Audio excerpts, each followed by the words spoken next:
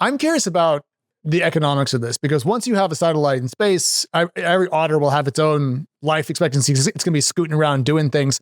Are you guys going to own them as a company, or are you going to sell them to, say, a NASA or another company that then will own it themselves? And then if they own it, do you operate it for them? I was trying to figure out where the money flows. Yeah, so we own it and we provide services to customers. And as an example, Northrop Grumman is a company that began providing the first life extension mission in 2019. They're getting paid $65 million to extend the life of a single satellite for 5 years. If you're building a large geostationary satellite, you can be making $30, $40, $50 million a year. Got it. An extra 5 years a lifetime is huge. Okay.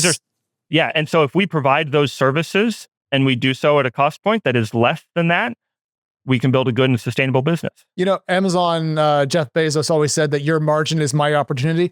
My thought is, even with space economics where they are just today, with launch costs as they are and so forth, $65 million for a single life extension mission seems like a price point that you can beat pretty comfortably and still make a lot of money. You can with the right approach. You have to do it with a small satellite. And that's where a lot of our unique approach as Starfish comes in and our unique technology comes in. Getting two satellites that are moving full speed to gently come together and grab onto each other is really, really tricky. Folks traditionally solve that with a bunch of hardware, but hardware is mass, is volume, and it makes a big, expensive satellite.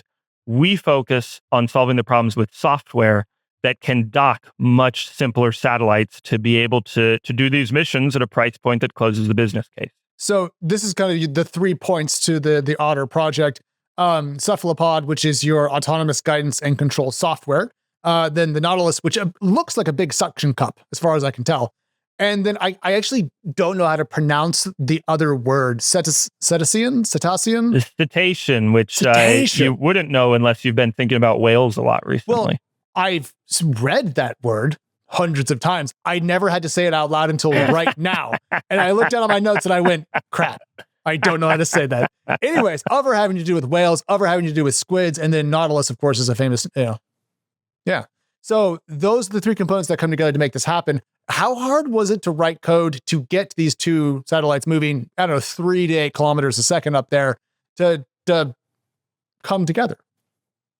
It's incredibly hard. And maybe just to frame what we're trying to do, we're trying to take a satellite, even the Otter pup is the size of a microwave, and we're trying to steer it into dock using something called electric propulsion. And electric propulsion gets great gas mileage, but the force that it puts on your satellite is the same force as like a housefly sitting on your hand. Oh, it's even less than I thought.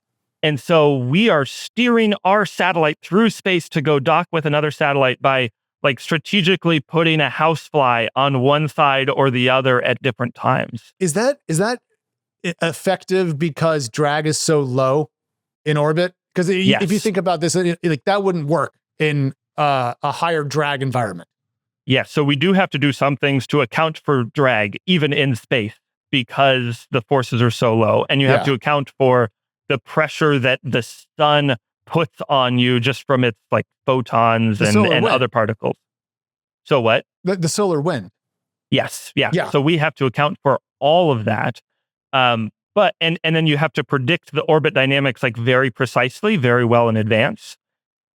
But if you do that, then you don't have to have 24 different super powerful thrusters hanging off of your satellite. Right. And your satellite can be a lot smaller and you can close the business case.